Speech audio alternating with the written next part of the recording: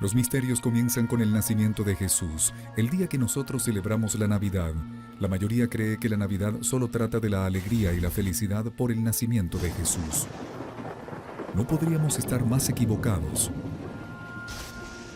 Muchas señales indican que se trata de algo muy diferente. Pero ¿cuál es ese mensaje oscuro oculto en la historia que creemos conocer también? Se dice que la Basílica de la Natividad en Belén se construyó donde nació Jesús. Durante siglos, cientos de miles de cristianos han venido a orar en este lugar sagrado. Pero su devoción se debe a una historia ensombrecida y saneada por el mito y la leyenda. La explicación bíblica original es asombrosamente diferente. Nos lleva directo al mundo real de la tierra sagrada 2000 años atrás, una tierra bajo control extranjero, revuelta por las diferencias políticas y religiosas. Según el Evangelio de Lucas, la historia de la Natividad comienza cuando María y José van a Belén, donde ella da a luz a Jesús. Este evangelio solo nos dice que los pastores presenciaron el nacimiento, mientras que el de Mateo da detalles mucho más dramáticos como el de la estrella de Belén y los Reyes Magos. Pero por siglos se han combinado todos estos elementos. Cuando se celebra la Navidad, la gente mezcla ambas historias para crear algo grande. El nacimiento es una de las imágenes cristianas más populares. Una escena hermosa y hasta mágica. Las comunidades cristianas de todo el mundo han copiado cada detalle.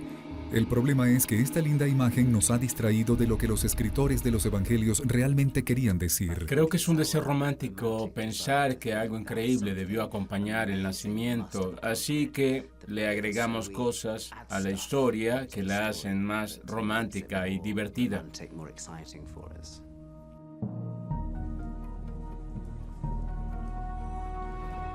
Con el paso de los siglos, el verdadero mensaje de la Natividad ha estado oculto bajo capas de romance y sentimentalismo.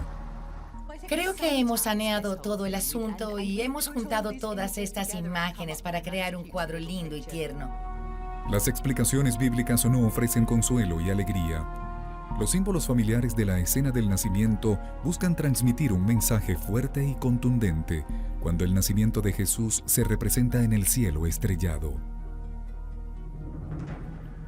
La estrella de Belén es uno de los símbolos más famosos de la Natividad. Según el Evangelio de Mateo, los sabios o reyes magos del Oriente se guiaron por ella hasta Belén. Algunas teorías dicen que se trataba de dos planetas muy cercanos o una estrella convertida en supernova. Pero hay otra idea que la vincula directamente con el mensaje de los Evangelios. Hay una frase en particular en el Evangelio de Mateo que dice que la estrella que los magos vieron se detuvo en el lugar donde había nacido el niño. Los magos iban de Jerusalén hasta Belén y mientras viajaban vieron la estrella frente a ellos.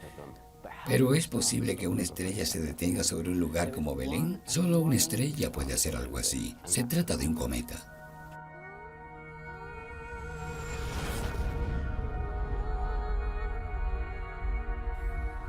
Dos mil años atrás, un cometa que apareció en el cielo estrellado cautivó la atención de la gente.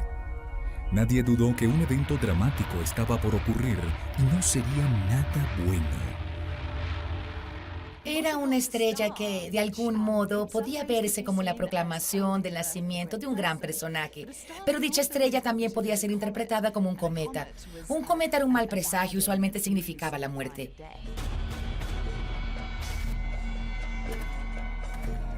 Los Reyes Magos eran vistos como hombres inteligentes, los profetas de aquellos tiempos. Ellos sabían que aquella señal marcaría el nacimiento de un nuevo rey para los judíos, pero si era un cometa, quizás su futuro sería oscuro, por lo que lo siguieron hasta Belén llevando obsequios cargados de importancia. La mayoría no se da cuenta de que existe un gran simbolismo en tales obsequios: el oro, el incienso y la mirra.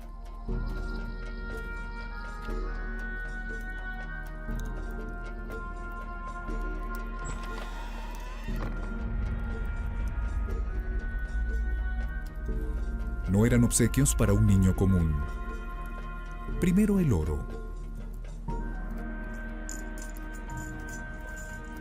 El oro es algo increíblemente valioso. Creo que lo que quisieron decir es que Jesús sería un rey y ese era un regalo apropiado para un rey. Luego, el incienso. El incienso se ofrecía usualmente a Dios, así que no representaba la realeza de Jesús, sino su divinidad. Pero es el significado del tercer obsequio lo que se ha olvidado en la modernidad, la mirra. Se trata de una planta resinosa utilizada para preparar los cuerpos para el entierro. Eso indica al lector que Jesús va a morir y que su muerte será parte de la historia. Así que la mirra advierte sobre la muerte y los primeros cristianos captaron este crucial mensaje. Incluso el famoso villancico Los Tres Reyes del Oriente, escrito en 1857, se refiere al verdadero significado de la mirra en el cuarto verso. Las escalofriantes palabras, sepultado en una fría tumba de piedras, son referencia clara de la muerte de Jesús.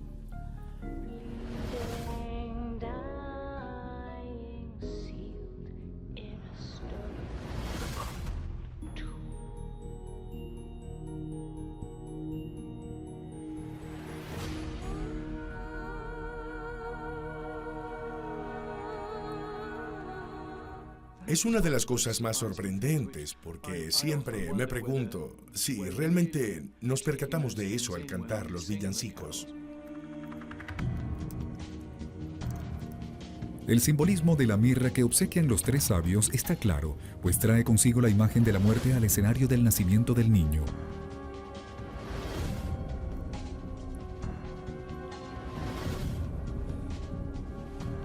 Y no solo es una imagen del futuro, es una imagen que cuelga sobre la Sagrada Familia en ese preciso momento, representada por el rey Herodes el Grande. Herodes era el rey de Judea, el corazón de la nación judía, un tirano sediento de sangre que mató a su esposa y 3 hijos tras pensar que conspiraban en su contra. Lo irónico de la tragedia es que los sabios advirtieron a Herodes sobre el nacimiento del nuevo rey de los judíos a su paso por Jerusalén. Mateo describe en su evangelio el sadismo con el que Herodes trata de deshacerse de su nuevo rival al trono. Este organiza el insólito, despiadado y violento asesinato de inocentes y manda a matar a todos los niños menores de 2 años. La advertencia sobre los asesinatos llegó a través de un ángel y María, José y Jesús huyeron a Belén para salvarse. Esta historia tiene un final terrible, muy violento.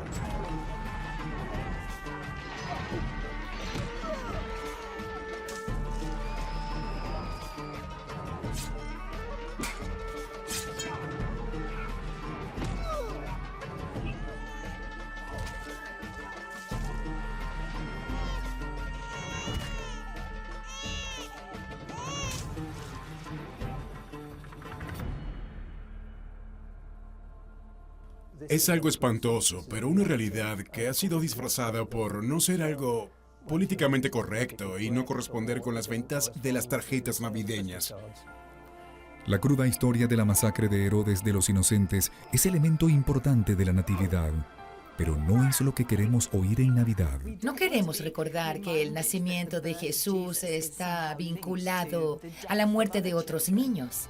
Con el escape de la Sagrada Familia de Belén termina la historia de Mateo sobre la Natividad. Un detalle final describe cómo una historia oscura fue convertida en una especie de cuento de hadas. El Cordero es una de las figuras más comunes en la escena del nacimiento. Es inocente, dócil e inofensivo, pero han despojado a esta figura de su verdadero significado. El cordero y la oveja son símbolos, y lo son porque al ser sacrificados se convierten en símbolos de Jesús, ya que Él también será sacrificado, al igual que el cordero o la oveja. Los pastores que aparecen en el nacimiento de Jesús no llegan ahí por accidente.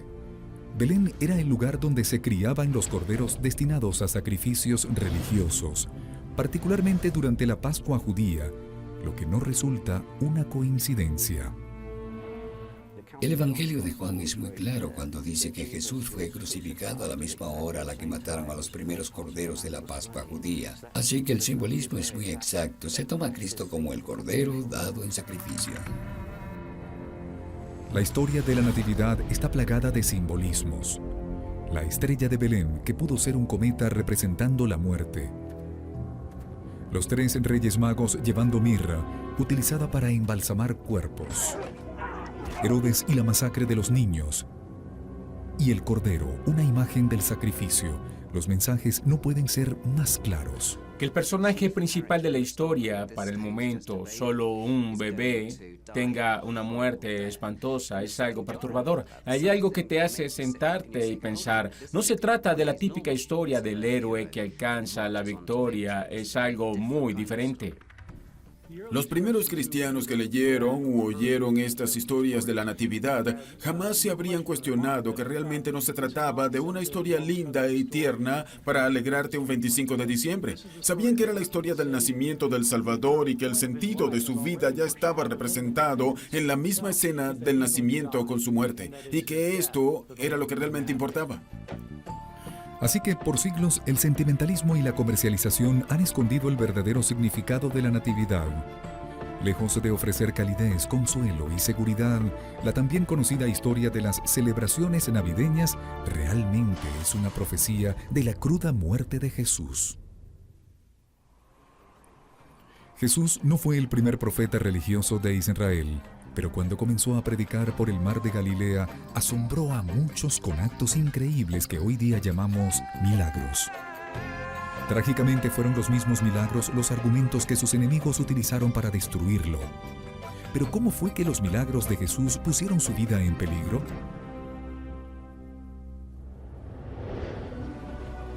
Cuando pensamos en los milagros de Jesús, las historias que se nos vienen a la mente son tan dramáticas como la vez que caminó sobre el agua, pues se convirtió en una demostración de su poder divino.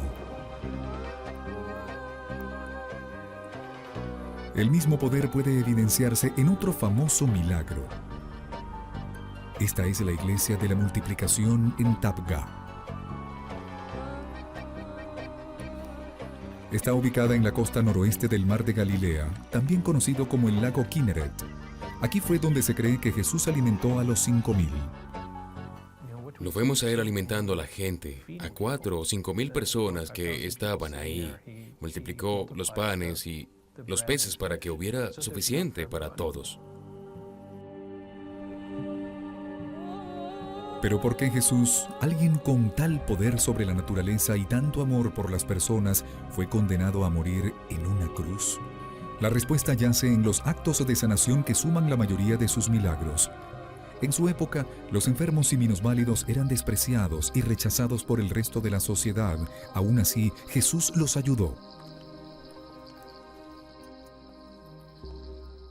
Al curarlos, Jesús los integra simbólicamente a la comunidad y le enseña a la gente, al menos por unos momentos, lo que es estar en el reino de Dios. Algunos eran objetivos seguros de discriminación, como aquellos que sufrían de una enfermedad que aún hoy genera pavor, la lepra. Este es el hospital de leprosos de Naini, cerca de Allahabad, India. Aquí tratan pacientes a quienes la lepra ha dejado gravemente lisiados. Aunque hoy la lepra es una enfermedad tratable, los pacientes son rechazados por los locales, al igual que en la época de Jesús. La organización benéfica para la lepra que apoya el hospital se inspira en la forma en que él se comportaba cuando se enfrentaba a esta enfermedad. En la época de Jesús, la lepra no solo era aterrorizante, se veía como señal de impureza moral y religiosa. La purificación religiosa era tan importante en el primer siglo del judaísmo que los rituales de purificación, similares a los que realizan hoy, debían ser practicados por los judíos antes de que se les permitiera entrar a los lugares de adoración. Era esencial purificarse antes de entrar a cualquier templo y participar en los sacrificios. De hecho, en términos de la vida cotidiana, al entrar en cualquier casa, podrías haber estado en contacto con algo impuro. Así que la costumbre era que había que purificarse. Jesús enfrenta la idea de la purificación religiosa con un milagro muy famoso descrito en los Evangelios.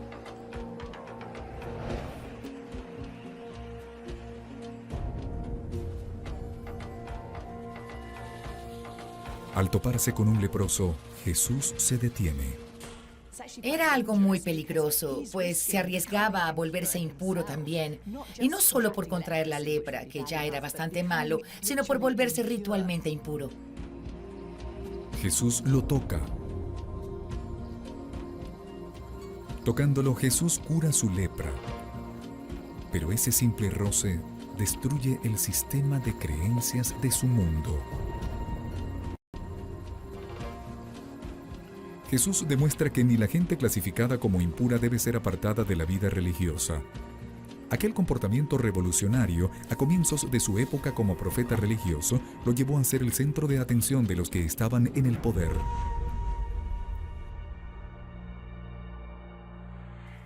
Creo que desde entonces comenzaron a vigilarlo y se hizo alguien muy importante.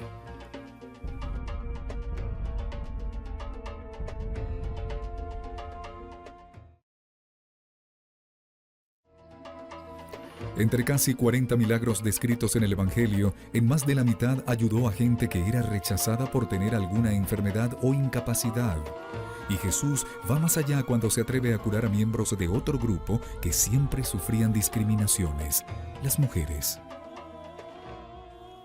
Acercarse y escuchar a las mujeres fue algo revolucionario para la época.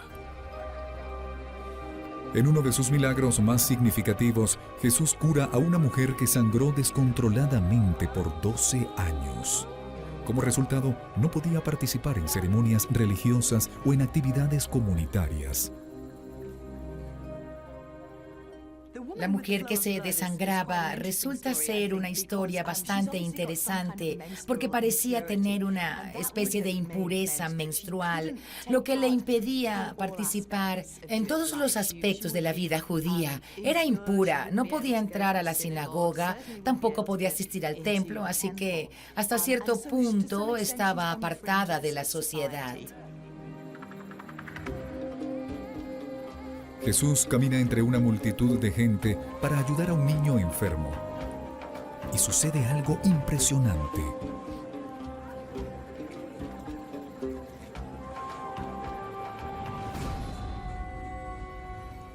Una mujer que aparece y toca sus vestimentas.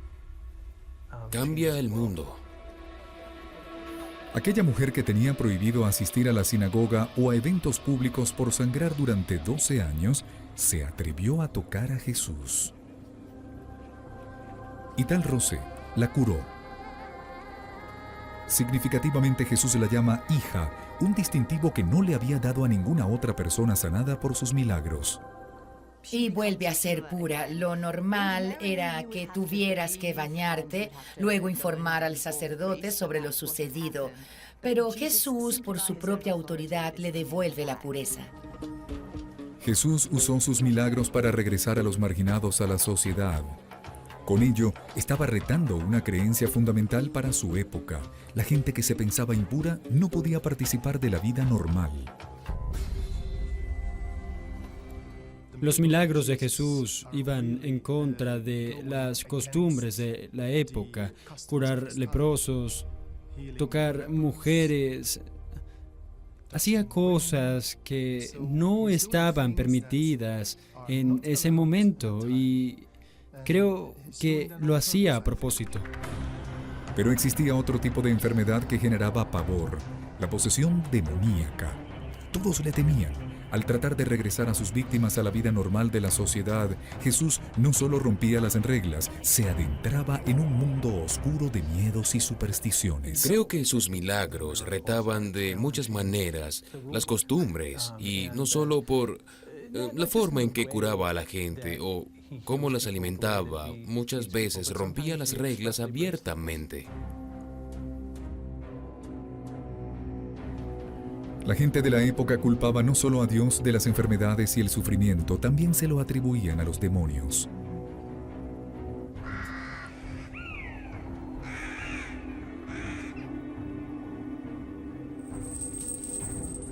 Se creía que estos eran responsables de enfermedades y asesinatos.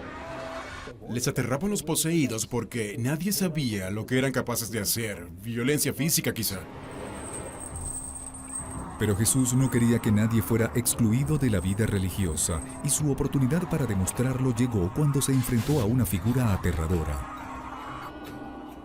Hubo alguien que debió ser encadenado y amarrado para poder controlarlo. Era tan peligroso que era un riesgo público. Solo podía vivir entre las tumbas, así que realmente fue expulsado de la sociedad humana. Para todos los de la zona era un hombre violento, incontrolable y aterrador. Pero cuando vio a Jesús, su comportamiento cambió. La Biblia dice que los demonios que vivían en él reconocieron su divinidad.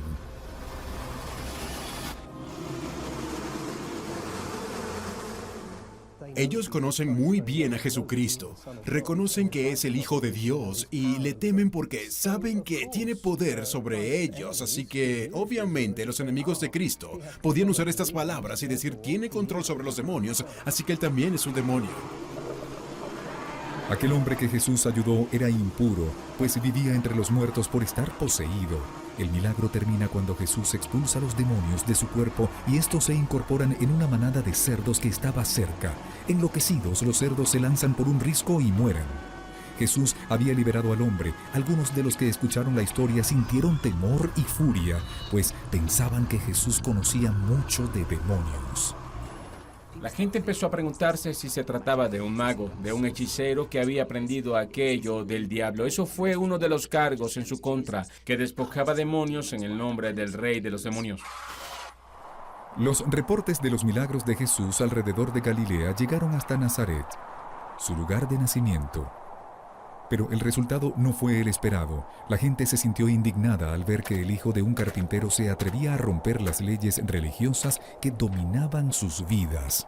Pero cuando regresaba a Nazaret y se atreve a hablar en la sinagoga, Jesús comprende el riesgo que estaba corriendo. La gente quería lincharlo. Lucas nos cuenta la historia de cómo Jesús es llevado a la cima de una colina donde estuvieron a punto de lanzarlo al vacío. El Viejo Testamento estableció el castigo para aquel acusado de predicar contra las creencias religiosas, diciendo que debían ser lanzados de un lugar alto y apedreados hasta morir. No lo querían en la zona, los molestaba a todos. Luego sucedió lo extraordinario. Nadie logró atinar la primera piedra. Jesús sale de Nazaret escapando de una muerte aterradora.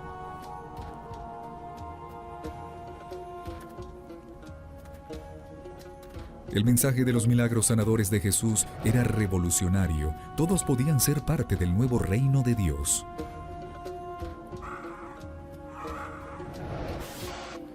Pero los líderes religiosos lo vieron como una amenaza para el alma de la nación.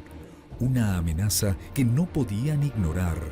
Debía llegar el juicio final.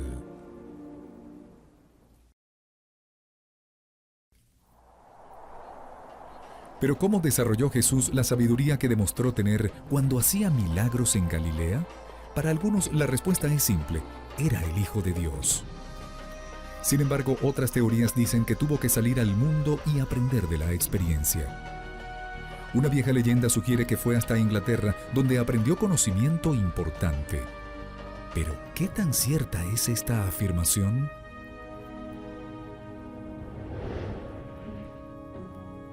Tras la poderosa descripción del nacimiento de Jesús, el Evangelio solo lo menciona una vez más como niño. Cuando tiene 12 años, desde ese momento hasta cumplir los 30, hay un vacío. ¿Qué sucedió en esos 18 años? La visión tradicional cuenta que de joven Jesús aprendió la labor de José y se convirtió en artesano y carpintero. Pero es posible que no pasara toda su juventud trabajando en el pequeño pueblo de Nazaret, ya que Galilea para ese entonces no era un lugar estancado. Creo que Galilea en el primer siglo era un lugar de florecimiento, especialmente en términos de agricultura, comercio y otras actividades. Dicho éxito se debió a que la región estaba bajo ocupación romana. Nazaret era la entrada a un pueblo concurrido llamado Séforis, cercano a una de las rutas de comercio más importantes del Imperio Romano. La ubicación de Séforis era ideal para que los comerciantes de Galilea tuvieran la oportunidad de llegar a mercados lejanos y obtuvieran materia prima. La idea de que pequeños comerciantes tuvieran un acceso más amplio amplio al mercado mediterráneo, por así decirlo. Es algo que hay que tomar en cuenta si vamos a pensar en las provincias orientales. ¿Sería Séforis el lugar donde Jesús conoció a ese hombre crucial para la historia de Inglaterra, José de Arimatea? José solo aparece en los evangelios cuando muere Jesús y reclama su cuerpo para enterrarlo. Según los evangelios, José era seguidor secreto de Jesús y un hombre acaudalado. Para algunos, el hecho de que le permitieran enterrarlo sugiere que podían ser parientes. Otras historias afirman que José era el tío abuelo de Jesús y que su riqueza provenía de la venta de metales valiosos. En la civilización antigua no solo la plata y el oro tenían valor. Metales más comunes como el estaño y el cobre eran esenciales para la manufactura del bronce, utilizado para hacer desde estatuas hasta armaduras. Y el principal lugar con reservas de estaño era el sureste de Gran Bretaña, lo que hoy se conoce como los condados de Devon y Cornwall. Las minas de estaño de Cornwall y Devon eran un objetivo obvio. No existen motivos para pensar que los comerciantes romanos no llegaban hasta las minas de estaño de Gran Bretaña antes de la conquista romana de Gran Bretaña en los años 50. ¿Pudo Jesús haber acompañado a José de Arimatea a Gran Bretaña en busca de estaño? Los comerciantes seguían rutas atravesando el Mediterráneo hasta llegar a lo que hoy es Francia. Tras un viaje por tierra hasta la costa, solo quedaba cruzar el Canal de la Mancha. Luego de un largo viaje, Jesús y José pudieron llegar a la región minera de estaño del sureste de Inglaterra. Actualmente, autores británicos como Glyn Lewis están convencidos de que Jesús fue hasta Gran Bretaña y llegó hasta lo que hoy se conoce como el Condado de Cornwall. Creo que Jesús vino a Cornwall con su tío José de Arimatea hasta más de una vez.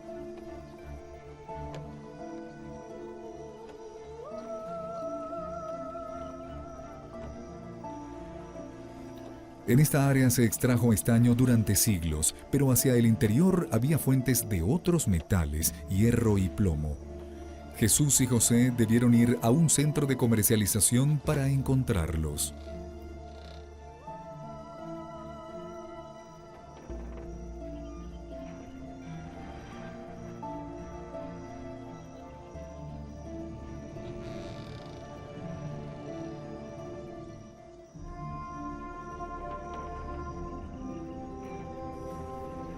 En una colina empinada a 150 metros de los pantanos que la rodean, se ubica un pueblo que se convirtió en el foco de la leyenda sobre la ida de Jesús y José a Inglaterra. Esto es Glastonbury.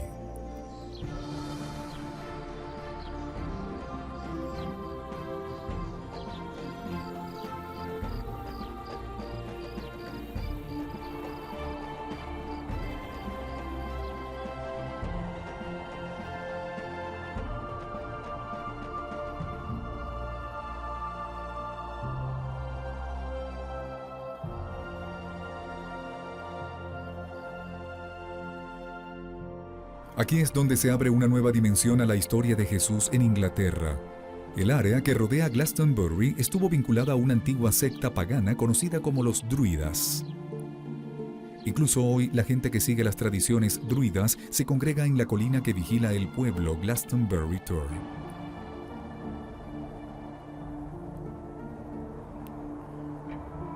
Los druidas eran importantes figuras de la Gran Bretaña antigua, así como los sacerdotes, maestros y curanderos.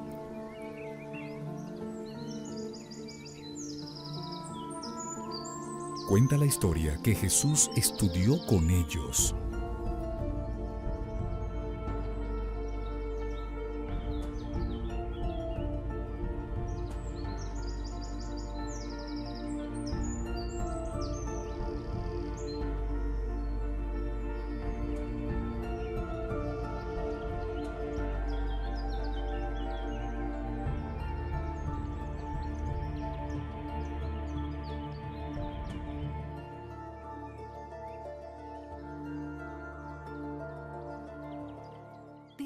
No hay evidencia histórica que confirme que Jesús estudiara con los druidas, pero ¿queda algún recuerdo en la iglesia medieval? Creo que es una idea que busca tomar crédito de parte del poder espiritual de Jesús. Es la idea de que algo de lo que hace de Jesús un ser tan especial fue tomado de nosotros, de nuestra región.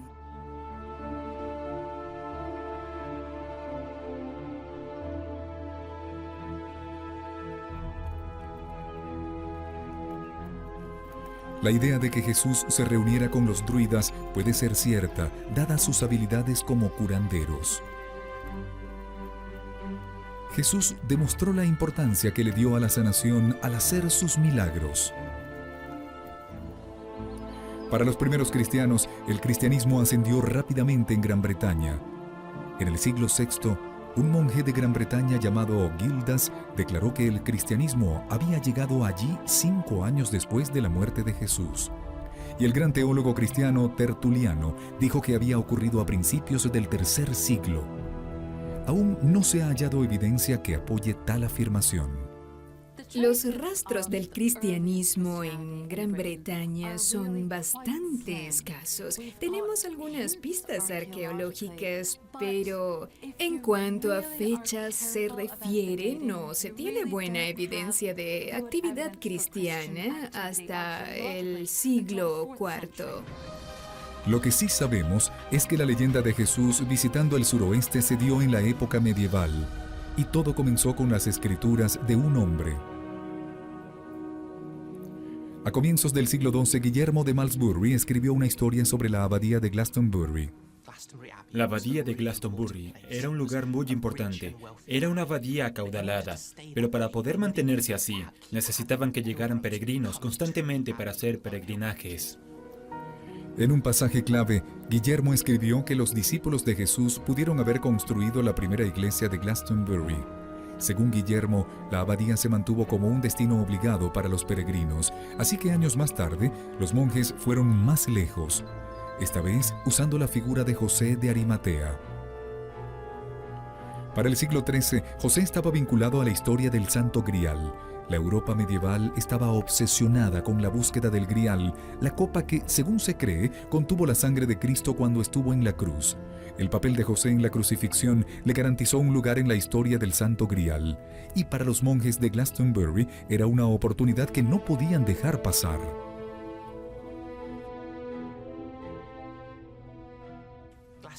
Glastonbury enseguida empezó a trabajar en esto y se dieron cuenta de que si podían atribuirse el hallazgo de José de Arimatea, podían hacer lo mismo con el Santo Grial y con los comienzos del cristianismo, lo que a su vez atraería monjes, peregrinos y toda clase de gente. Cuando la abadía de Glastonbury afirmó que José de Arimatea había estado en su iglesia, la historia fue aceptada. Y eso hizo posible que la gente creyera que el mismo Jesús había ido con José.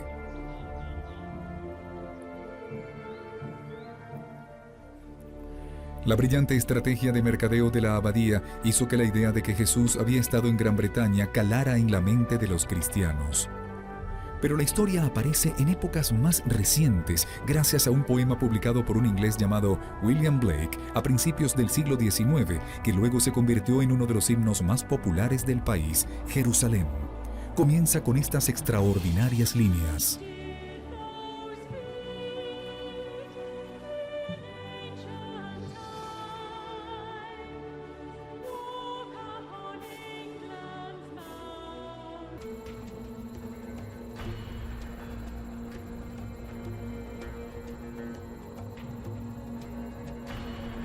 El momento en el que arrestarían a Jesús y lo sentenciarían a muerte había llegado.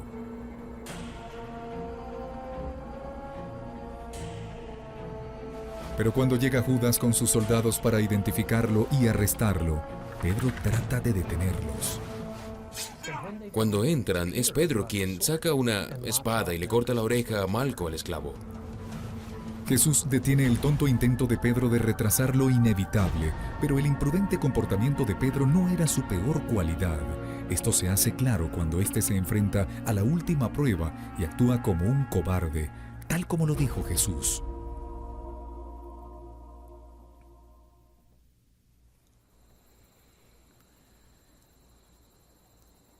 Tras su arresto, Jesús es interrogado en la casa del sumo sacerdote. Y ahora, a pocas horas de haber insistido en que permanecería con él hasta el final, Pedro hace lo predicho. Una sirvienta lo acusa de ser uno de los seguidores de Jesús, y este, aterrado, lo traiciona. Pedro lo niega todo, niega que es un discípulo de Jesús para tratar de salvar su miserable vida. Y mientras Jesús permanece fuerte, Pedro, la roca, se desmorona ante el feroz interrogatorio de una esclava. Pedro completa su cobardía cuando ni siquiera se queda a presenciar la crucifixión. Huye de la escena mientras Jesús enfrenta solo la muerte. Este acto de traición se deja ver el lado más vergonzoso de Pedro.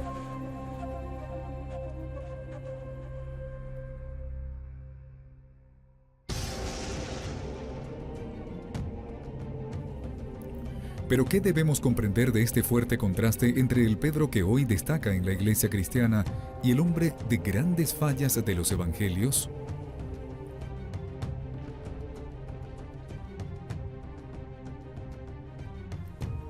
Algunos alegan que Pedro fue escogido precisamente por su debilidad. ¿Podría ser que quizás sus fallas y fracasos capturan la esencia de la forma en que los cristianos comunes se comportan en situaciones difíciles?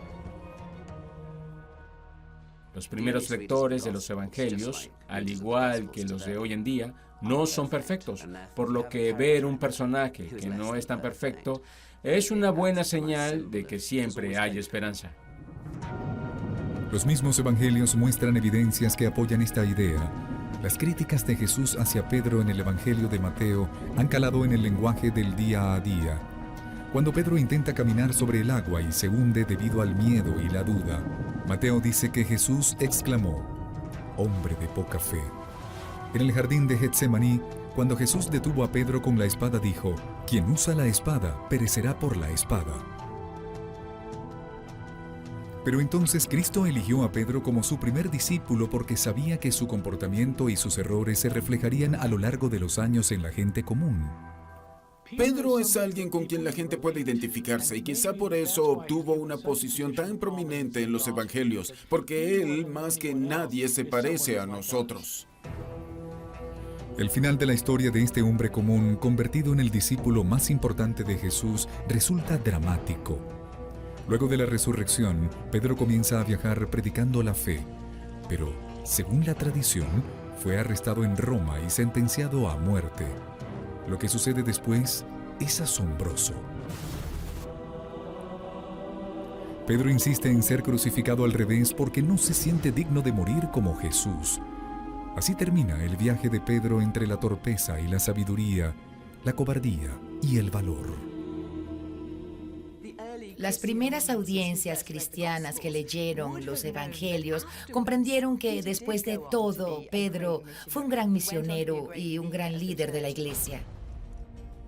Fue gracias a sus fallas que se convirtió en la historia exitosa que hoy es, uno de los primeros misioneros del cristianismo.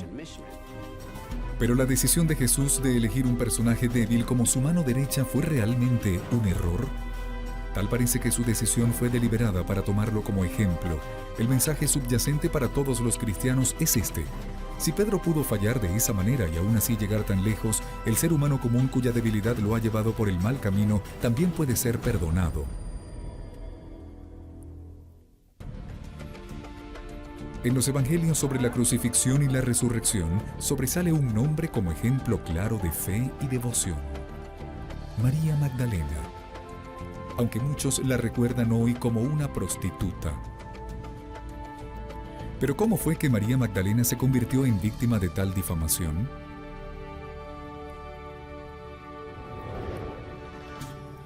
El entretenimiento moderno tiene mucho que decir cuando se trata de presentar a María Magdalena de una forma negativa. Algunas películas religiosas no solo sugieren que era prostituta, sino que además tenía una relación con el mismo Jesús. A la gente le gusta escuchar estas historias que rayan en que quizá rayan un poco en lo atrevido. Y creo que se trata de un drama que ha sido absolutamente vital. Lo vemos en la civilización antigua, en Jesucristo Superestrella y el Código de Da Vinci.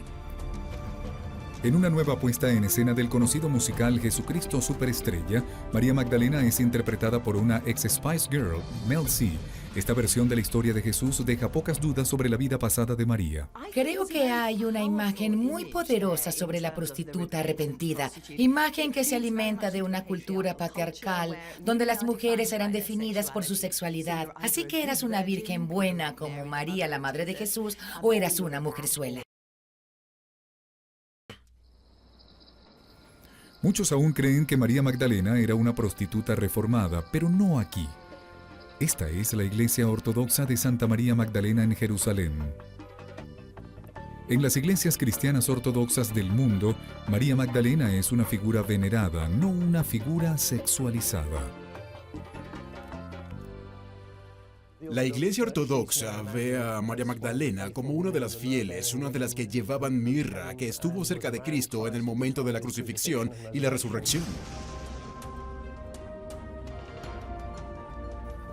Representar a esta figura tan venerada como una antigua prostituta podría ser una de las mayores difamaciones de la historia a un personaje.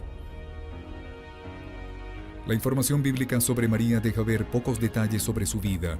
Durante siglos, la gente creyó que su nombre, María Magdalena, simplemente significó que ella era de un lugar llamado Magdala.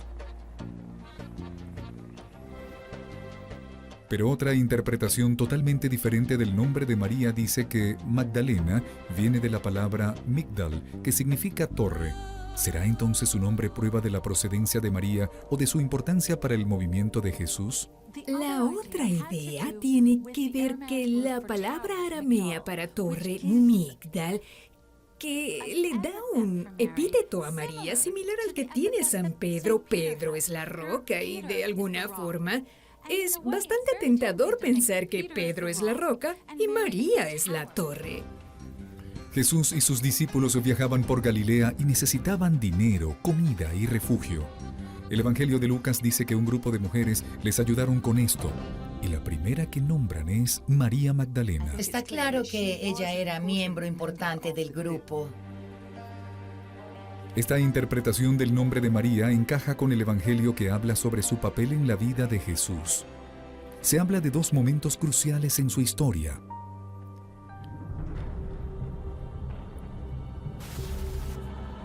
Mateo, Marcos y Juan dicen que María se quedó con Jesús durante la crucifixión cuando todos los discípulos huyeron. Y según Juan, María fue la primera persona, hombre o mujer, que vio la ascensión de Jesús.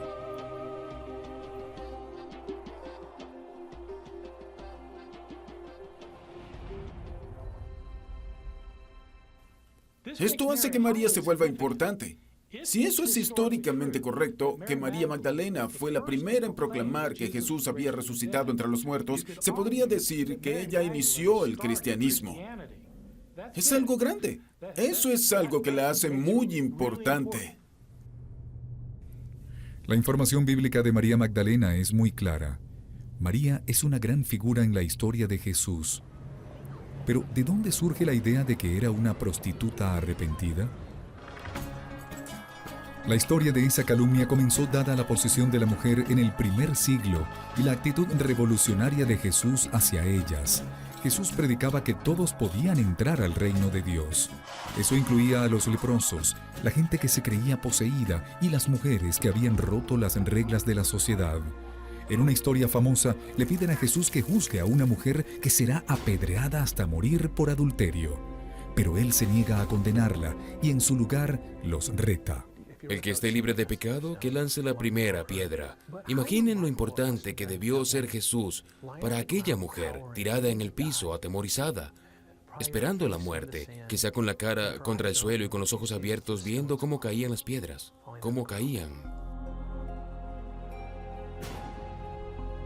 La disposición de Jesús para aceptar a las mujeres como iguales les permitió a éstas unirse a sus seguidores, y en los primeros años del cristianismo, el estatus de María Magdalena rivalizaba con el de Pedro.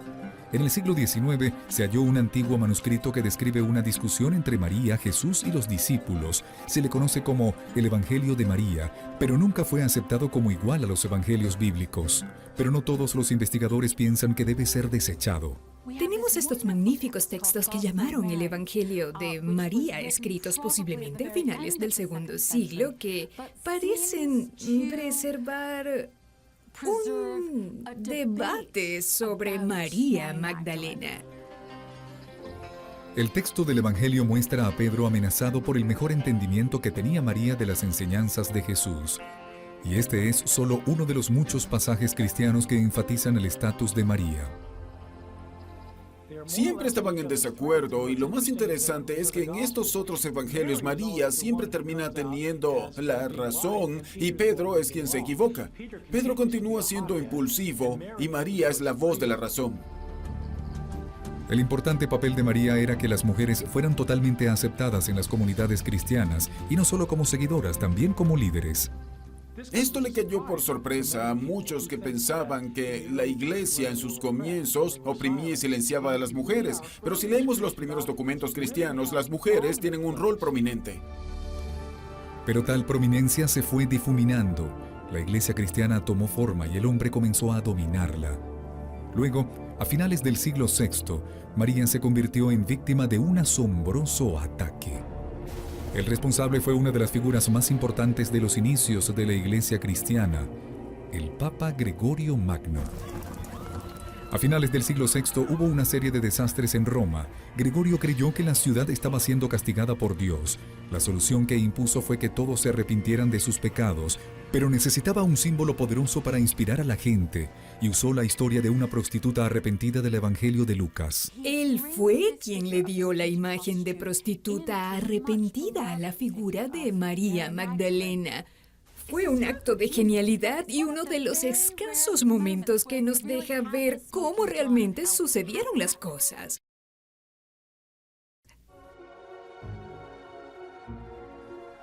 En una escena de contenido sexual del Evangelio de Lucas, Jesús está comiendo con otras personas cuando aparece una mujer descrita simplemente como una pecadora. La gente a su alrededor se espanta, pero cuando ella se acerca a Jesús, Él no hace ningún movimiento para apartarla.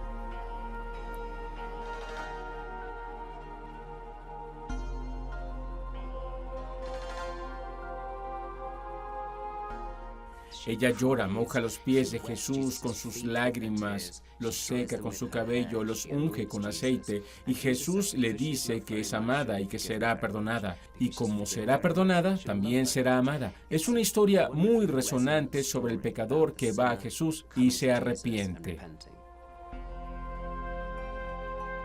Lucas no identifica a la mujer ni da detalles de su pasado. Pero el Papa Gregorio insinuó que la pecadora con su ungüento era una prostituta. Peor aún, dijo que aquella prostituta arrepentida no era otra que María Magdalena. Y la difamación funcionó. Esa es la imagen que tenemos hoy. Es por eso que la gente piensa que María Magdalena era prostituta. ¿Pero por qué la Iglesia aceptó una imagen tan negativa de una de sus figuras sagradas? Grupos cristianos particulares, apartados de la corriente principal, sentían agrado por María Magdalena en los primeros siglos. Y creo que esa fue una de las razones por las cuales algunos de los primeros padres de la Iglesia decidieron que sería bueno recordarla con una perspectiva menos positiva. La Iglesia Cristiana Occidental continuó la idea de Gregorio sobre la conexión entre María Magdalena y la pecadora que lavó los pies de Jesús con lágrimas. Aún vemos historias sobre prostitutas que cambian. Tenemos la película Mujer Bonita, que se basa en la idea de lo fascinante que es ver a una prostituta enderezar su vida. Quizás por eso nos gusta tanto hallar eso en la historia del cristianismo. Durante años han tratado de limpiar el nombre de María y en 1969 la Iglesia Católica al menos intentó remendar el error que había cometido, removiendo toda referencia hacia ella como la pecadora.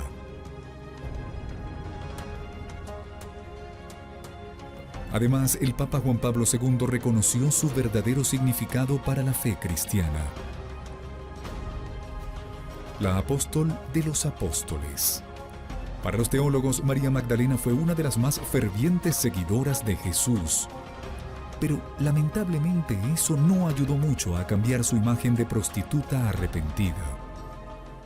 En el occidente aún quedan dudas sobre la reputación de María.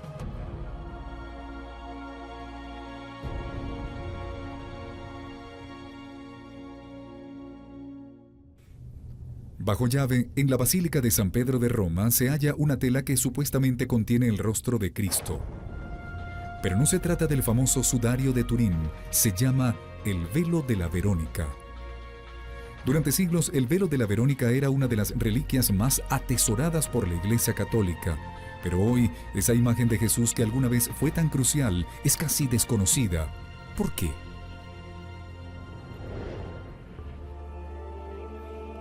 A comienzos del cristianismo, las enseñanzas de Jesús eran muy importantes, pero a medida que la religión se fue expandiendo, la gente también quiso saber sobre Jesús, el hombre. La gente necesitaba algo en qué enfocar sus creencias, querían saber cómo lucía. La tradición católica es importante, siempre lo ha sido, y tener una especie de esencia tangible con la que uno se pueda identificar hace que se transmitan las realidades espirituales. Los evangelios no dan detalles, así que los artistas crearon retratos de un Jesús joven, vistiendo como un dios griego o romano. Pero para el siglo VI comenzaron a circular historias sobre retratos milagrosos de Jesús. No eran pinturas, sino imágenes creadas por el contacto con su rostro. El ejemplo más famoso del mundo es el rostro que aparece en el sudario Turín. Pero han surgido dudas sobre su autenticidad desde que apareció. No se hace mención del sudario de Turín antes del siglo XIV en una iglesia de Francia. El obispo local dijo que no era el sudario original, sino que era uno falso. En la época medieval, la imagen que la Iglesia Católica veneraba como el verdadero rostro de Jesús se hallaba en otro pedazo de tela conocido como el velo de la Verónica. Y no se trataba del de un cadáver, decían que era el rostro de Jesús vivo. El Papa Inocencio III fue quien promovió la historia de la Verónica, historia que cautivó a la Iglesia Católica y es mucho más importante que el sudario de Turín, que no es más que un objeto provincial de Francia. La cúpula de la Basílica de San Pedro en Roma está soportada por 4 pilares colosales, cada uno construido en honor a una reliquia invaluable que se encuentra resguardada en la basílica. Uno de ellos es el pilar de la Verónica. En la base de este pilar vemos una estatua de 5 metros de altura de una mujer sosteniendo un pedazo de tela con el contorno del rostro de Jesús. Aunque no se menciona en la Biblia, se dice que el velo de la Verónica se creó el día en que Jesús fue crucificado en Jerusalén. La ruta que, según se cree, tomó hacia el lugar de la ejecución se conoce como la Vía Dolorosa. Durante siglos, la Iglesia Católica ha conmemorado todo lo que vivió Jesús en ese último viaje. Tales eventos se conocen hoy como el Vía Crucis y cada estación está marcada para que los peregrinos puedan rezar a medida que recorren la ruta. Existe una devoción, una especie de sistema de oración dentro de la Iglesia Católica que se conoce como el Vía Crucis, que comprende 14 reflexiones sobre el viaje de Jesús desde que fue condenado por Pilatos hasta que fue crucificado y bajado de la cruz para ser enterrado. Cuenta la historia que entre la multitud, viendo a Jesús pasar, estaba una mujer que había sido curada en uno de sus milagros más extraordinarios.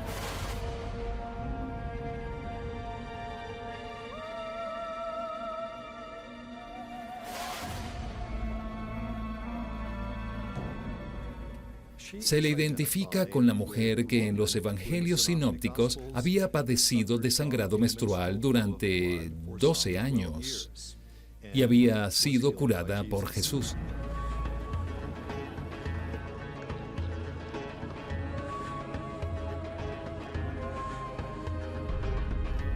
Cuando Jesús tropieza y cae, ella da un paso al frente y usa su velo para limpiar la sangre y el sudor de su rostro.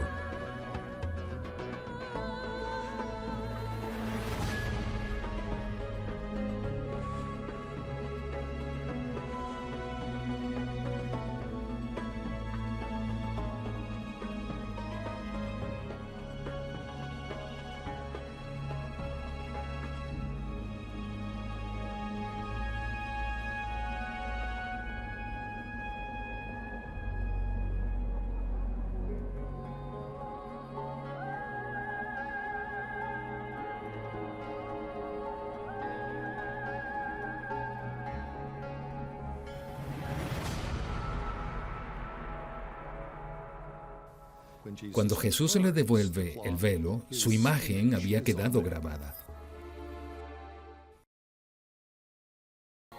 El velo de Manopelo es un retrato de Cristo en un trozo de tela, como cuentan todas las leyendas sobre el divino rostro. El rostro es visible en ambos lados de la tela, aunque este parece ser transparente. La gente de Manopelo ha venerado su velo durante siglos como el retrato de Jesús y lo sacan en procesión por el pueblo 2 veces al año. Ha sido en las últimas décadas que otras personas han descubierto este divino rostro y un evento en particular lo convirtió en noticia. El 1 de septiembre de 2006, el Papa Benedicto XVI se fue a Manopelo y se convirtió en el primer papa que rezó frente al divino rostro. Dicho acto animó a aquellos que realmente creen que este es el verdadero rostro de Cristo. El origen del divino rostro sigue siendo un misterio y hasta ahora nadie ha logrado hallar alguna relación entre la valiosa reliquia de Manopelo y el velo de la Verónica. Pero algunos insisten en que tiene cualidades extraordinarias e inquietantes. El rostro de Jesús en el velo puede parecer sereno y luminoso o temeroso y mortal de acuerdo a la luz. El divino rostro de Manopelo es foco de peregrinajes cristianos. En un año, más de 500,000 de visitantes de todas partes del mundo llegan a este remoto pueblo.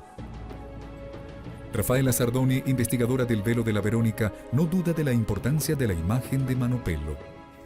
Ninguna foto transmite la belleza consoladora de ese rostro. Tiene todos los rasgos de la cara de Cristo y no se puede comparar a ninguna pintura. ¿Podría ser ese el verdadero velo de la Verónica robado siglos atrás y olvidado al ser reemplazado por una copia? ¿O se trata de otro sobreviviente de la furia medieval por las reliquias religiosas? Dependerá de lo que crea cada quien. Comenzamos a darnos cuenta de que lo que creíamos una leyenda quizás sea real.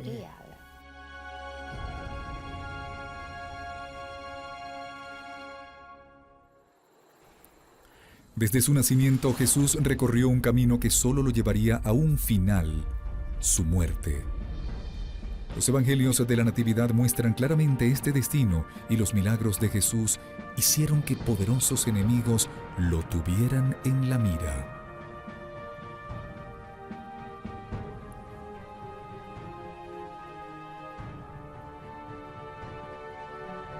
Pero llega este último paso.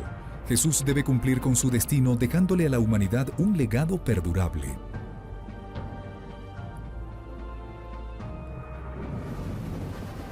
Pero aún queda un misterio. La crucifixión es el evento crucial de su historia. Sin eso, no existiría el cristianismo. Jesús fue acusado de romper las leyes religiosas de su tiempo, pero el castigo por aquel crimen era morir apedreado. Entonces, ¿por qué murió crucificado?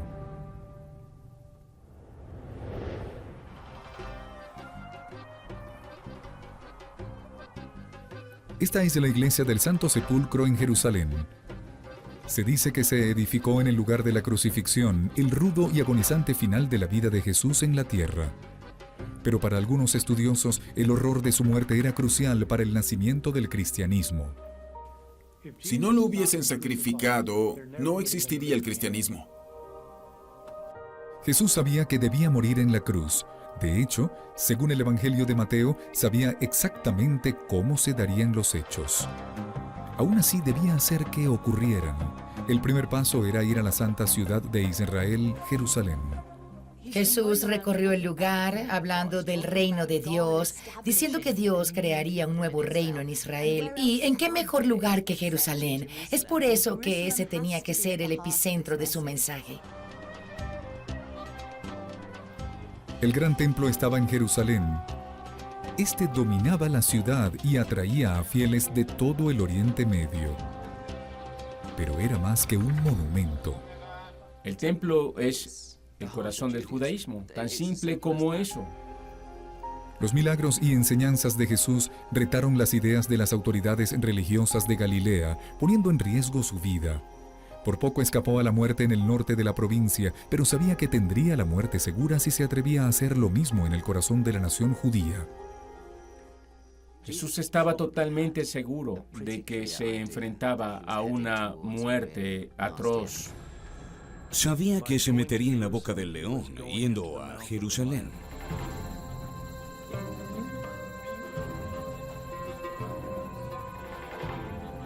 Jesús programa bien su viaje a Jerusalén durante el gran festival de la Pascua judía.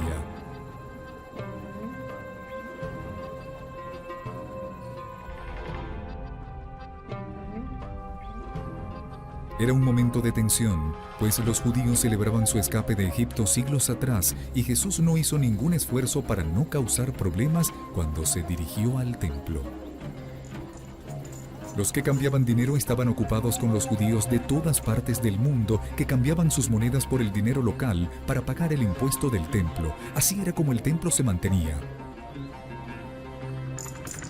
En uno de los más famosos incidentes de los evangelios, Jesús ataca a los que cambiaban dinero y vendían animales dentro del templo.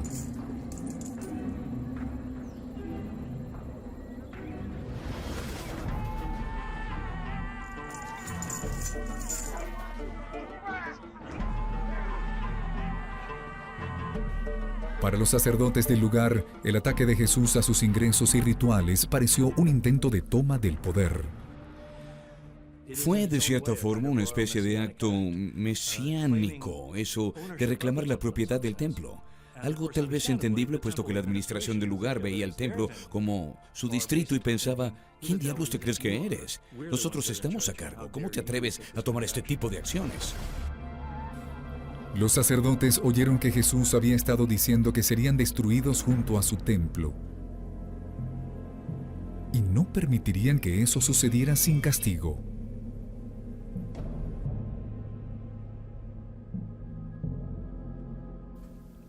Algunas personas del judaísmo habían predicho que sus líderes serían destruidos, al igual que lo sería el templo. Y prácticamente en cada uno de esos casos, la persona que predecía aquellas cosas se metía en serios problemas. Terminaba arrestada, era gravemente azotada o incluso asesinada. El castigo para todo aquel que atacaba a Dios está escrito en textos antiguos. Serían apedreados hasta morir, y cualquier movimiento sería destruido de raíz, matando a su líder. Hubo otros farsantes mesiánicos y todos fueron ejecutados, algunas veces junto a sus seguidores para sofocar el movimiento. Pero el Evangelio deja claro que Jesús sabía que no sería enviado a algún lugar remoto y que no moriría como un falso profeta. Su muerte debía ser significativa y no podía ser olvidada. Moriría de forma pública y dramática. Así que para la historia del cristianismo, el hecho de que Jesús fuera crucificado era de extrema importancia. Si él hubiese sido sacado de Jerusalén por un grupo de judíos fanáticos y estrangulado, el cristianismo no existiría. De haber muerto apedreado por una multitud, tampoco existiría. El cristianismo se predica precisamente basado en la crucifixión de Jesús por los romanos. La última semana de la vida de Jesús se conoce como la Pasión. Las historias del Evangelio sobre esta terrible semana preparan el camino para el final. Jesús sabía que muchos de sus seguidores estaban en la ciudad para el festival de la Pascua judía y que las autoridades reaccionarían ante sus retos. Pero Jesús también sabía que habría otro factor en el escenario: la guarnición de soldados romanos que ocupaban Jerusalén. Creo que cuando leemos las historias de la Pasión, debemos tomar en cuenta a las autoridades romanas y a los líderes judíos. Jesús retó a las autoridades del templo para que actuaran en su contra en un momento de grandes riesgos. En la explosiva atmósfera de la Pascua judía, el más pequeño incidente generaba la inmediata y violenta represión de las tropas romanas. Los romanos sabían que la Pascua judía era una época incendiaria. Era la única época del año en que el gobernador romano salía de su residencia en Cesarea e iba con las tropas a Jerusalén y las apostaba alrededor del templo. ¿Por qué? Para sofocar cualquier revuelta. Pero Jesús puso a los sacerdotes del templo en una situación complicada. Al retar a las autoridades del templo, se ven inmersos en un dilema. Sentenciar a Jesús a muerte podía generar revueltas y los romanos tomarían el control. Los sacerdotes serían expulsados del templo, perderían poderío y la independencia judía terminaría. Jesús estaba siendo subversivo en una época que estaba cargada de alto contenido político, así que las autoridades debían ser muy cautelosas sobre cómo lidiar con él. Querían sacarlo del camino, pero no podían arrestarlo públicamente. Dado el número de seguidores y dada la atracción pública que aparentemente ya había generado. Pero Caifás, el sumo sacerdote, debía tomar una decisión. Jesús lo tenía acorralado. Aunque podían acusarlo de colaborar con los romanos, no tuvo otra opción. Así que decide ceder el derecho de castigar a Jesús y se lo entrega a los romanos. Un precio que para Caifás valía la pena pagar. Caifás se paró y dijo: «Oigan, idiotas, este hombre debe morir. Será mejor sacrificar a uno que a la nación entera». Pero al entregar a Jesús a los romanos, Caifás ayuda a que Jesús reciba la muerte que había anticipado. Cuando un escuadrón de soldados judíos y romanos van por él en el jardín de Getsemaní, Jesús ya estaba listo para irse serenamente. En el jardín de Getsemaní dijo: aparte de mí esta prueba. Él no quería pasar por eso, pero sabía que debía hacerlo por el bien de la raza humana. Llevan a Jesús a la casa del sumo sacerdote y Caifás realiza un juicio religioso. En el juicio lo acusan por blasfemar. Es interesante que las autoridades judías no hubiesen actuado antes para castigarlo por sus blasfemias y que en su lugar lo entreguen a las autoridades romanas. Normalmente los romanos no se interesaban en predicadores religiosos disidentes, pero Jesús les dio a los sacerdotes la excusa que necesitaban. Deciden acusarlo no solo por blasfemia, también por llamarse rey de los judíos. Se trataba de una declaración política y su cargo fue político también. Según los sacerdotes, al ser proclamado rey por sus seguidores, Jesús trataba de hacerse del poder y retar a las autoridades romanas.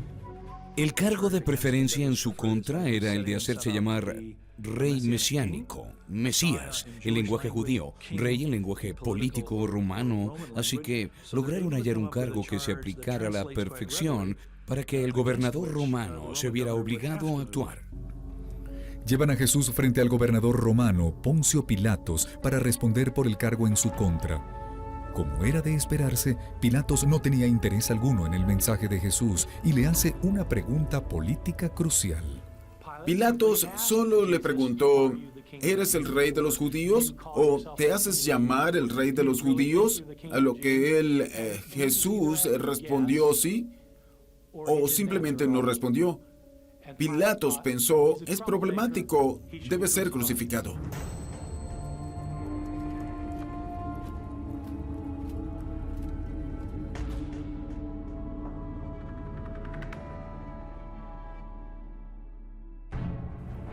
Jesús fue declarado culpable y sentenciado a muerte.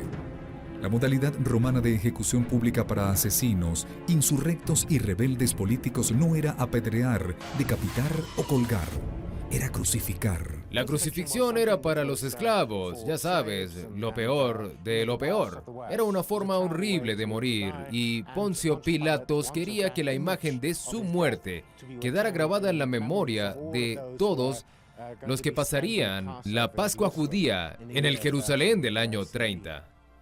Hablamos de una forma de castigo diseñada para prolongar el proceso, para hacerlo lo más doloroso posible y para hacer que espectadores presenciaran la muerte de una persona de la forma más humillante. La muerte de Jesús sería un espectáculo público degradante. Primero fue brutalmente golpeado, luego fue obligado a cargar la pesada cruz de madera por las calles. Según los evangelios, con su muerte, Jesús expía los pecados de la humanidad. Pero eso significaba que debía experimentar el horror. Incluso se rehúsa a tomar la bebida para calmar el dolor que le ofrecían a la gente que sería ejecutada. Creemos que las víctimas usualmente morían asfixiadas. No perdían mucha sangre al ser clavadas de manos y pies en la cruz. Morían más bien tratando de respirar mientras estaban en esa posición. La crucifixión de Jesús se llevó a cabo cerca de una de las entradas a Jerusalén, a la vista de todo el que entraba o salía de la ciudad, escenario donde se inició una nueva religión.